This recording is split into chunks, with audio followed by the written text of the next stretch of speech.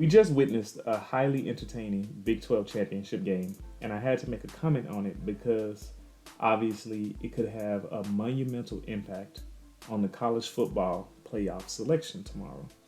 Quite simply, as someone who enjoys college football, I must say that I really respect the game that I saw from Kansas State and TCU today. They executed at a high level in certain phases in the game, I should say, and the players played very hard. And I think you just have to enjoy that no matter what team you support the most in college football. I am particularly going to highlight the route combinations in the offensive scheme that Kansas State used today to beat the TCU secondary. I love when offensive coordinators know how to get receivers open based on spacing concepts and allowing route combinations to develop in ways where the defensive backs have to make a decision out of a tension between choosing who to cover. Kansas State did this a few times in the game today, and they were highly effective just about every time. And so I'm going to highlight three of those opportunities, and hopefully you'll be able to enjoy it as much as I did. So let's start with the first play, which comes near the end of the first quarter. And Kansas State is running 12 personnel, which is one running back and two tight ends. There are two wide receivers that are set to the right side of the line of scrimmage, with number 8 being in the slot and number 4 being to the far right side. So the route combination you're going to see here from the wide receivers is very intentional. TCU is presenting man coverage here. Number 8 is running a deep crossing route to the left side of the field from the slot. So obviously this takes the defender who is in man coverage on him that way. And so the safety, who is presenting as someone who's going to play in the box to help support the run, he sprints out back to the middle of the field to get some coverage over the top of the wide receivers. And this means that the safety has to either stay center or follow one of the wide receiver routes. Number 4, the other wide receiver, is running a deep corner route. And as you can already tell based on what I've described, this means that the two wide receivers are going to the completely opposite sides. And there's only one over-the-top DB who can make an impact on this play. Basically, because Kansas State is guaranteed man coverage here, as long as the wide receiver beats the DB, then Will Howard only has to make an accurate pass to an open receiver and they have a big gain. The reason why this works so well is that Kansas State was running 12 personnel, which means that they also could have been doing a run play here with two tight ends. So the defense has to respect that by playing the box a little bit more tightly. And so as you can see on this play, the safety can only be safe and play the middle of the field, and that leaves the wide receiver number 4 to be very open on a deep corner route that will probably result in a big play, which Will hits, and that worked out well for them. So the second play that I'm showing you comes from early in the third quarter, where Kansas State is running 12 personnel once again, but the personnel is set up in a way that looks like a 3 wide receiver set. The tight end number 34 is playing H-back on the right side of the line of scrimmage. Then you have wide receiver number 8, and you have tight end number 85. And then you have another wide receiver on the right side to the far right playing the X position. So that's why this looks like a trips set to the right.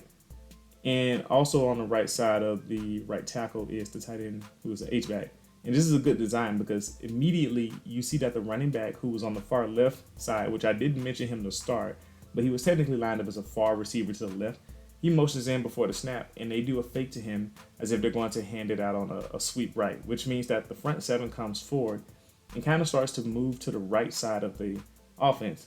And also tight end number 85, who was part of that trip set to the right, backs up as if he's about to catch a screen pass. Now, the DBs have to respect this, and you can see 2 of them come forward to make sure that this pass isn't thrown. Also, the far right wide receiver is running the go route, so he's clearing his DB out of the way completely. So this means that the same place where tight end number 85 was standing is going to be vulnerable to people running deeper down the field, and that's exactly what wide receiver number 8 does immediately. But if you notice, the H-back, tight end number 34, starts to run the same route underneath number 8. So one of the DBs has to follow him while receiver number 8 is up the field, and this leaves no one to cover the tight end number 34, who's right behind him, because the other DB came forward to make sure that tight end number 85 doesn't catch a screen pass. By the time that the DB notices what's going on and they try to catch up, Will Howard already throws the ball to tight end number 34, and he has a big gain for about 25 yards or so. And this type of route combination works because it stresses the defense to decide where they're going to leverage their coverage strengths, and the play allows a receiver to go where no defenders are once those positions are declared. I love this concept. And so this last play is from maybe 1 or 2 plays later on that same drive, and this time you see Kansas State go with the empty backfield, meaning that they have 5 people set out wide, and this is some combination of a running back, tight end, and wide receivers. More specifically, I think this is 11 personnel, which is 1 running back, who is number 22, Deuce Vaughn, and 1 tight end, who I believe is number 34, and then you have 3 wide receivers. If you notice, there's only 1 wide receiver set to the top on the left side of the line of scrimmage. He's by himself. In the nearest side of the left, it's a bunch of 4 to the right side, the short side of the field, which is very confusing for the TCU defense. They barely recognize what's going on, and they are not prepared to handle this. So the first part of what made this successful is the fact that they kind of caught TCU off guard here, not knowing what to do. And Kansas State does something similar to what they did in the last play, in that they have the running back, who was part of the bunch formation, pretend to set up for a screen pass. And then they have the inside wide receiver of the bunch do a little bit of a wheel route toward the sideline.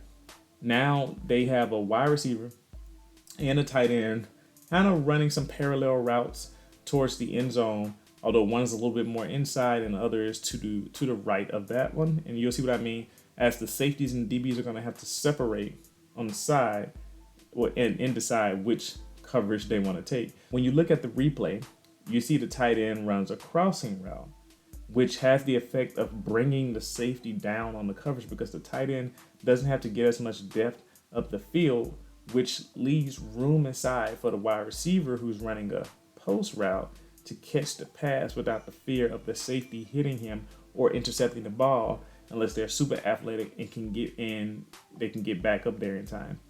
However, Will Howard throws a good enough ball here, and it's kind of high, which is good, and it's a touchdown for Kansas State.